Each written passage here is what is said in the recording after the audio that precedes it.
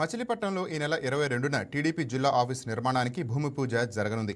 ఈ నెల 22న ఉదయం 10 గంటల 26 నిమిషాలకు శంకుస్థాపన జరుగుతుందని టీడీపీ కృష్ణా జిల్లా అధ్యక్షులు వీరంకి గురుమూర్తి తెలిపారు.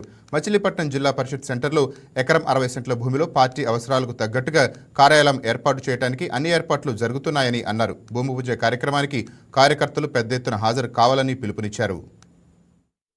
ఎదురుగా ఉన్నటువంటి జ్యోతిరావు ఫూలే గారి విగ్రహం ఎదురుగా, అదే విధంగా మనం జిల్లా పరిషత్ నుండి ముందుకెళ్లి లెఫ్ట్ కి తిరుగుతా ఉంటే పెడన వైపు ఆ కార్నర్ లో ఉన్నటువంటి స్థలంలో ఎకరం 60 సెంట్లు ప్రభుత్వం ఇచ్చింది. దానిలో ఈ యొక్క కార్యక్రమాన్ని నిర్వహించుకుంటున్నాం.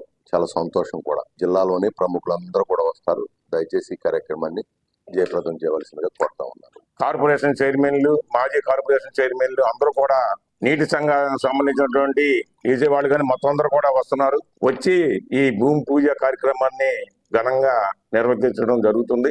ముఖ్యంగా మొన్న ప్రవేశపెట్టినటువంటి బడ్జెట్ 3,32 కోట్లతో బడ్జెట్ ప్రవేశపెట్టడం జరిగింది.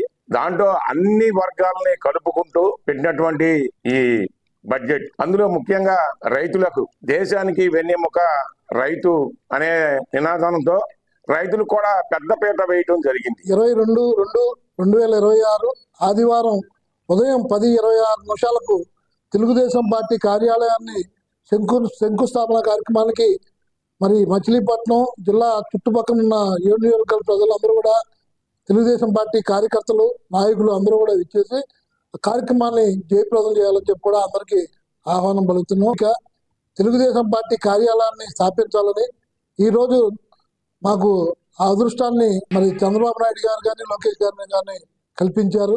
అలాగే ఈ కార్యక్రమానికి మంత్రులు, ఎమ్మెల్యేలు, స్థానిక నాయకులు అందరూ కూడా, మరి మాజీలు కానీ, వాళ్ళ కౌన్సిలర్లు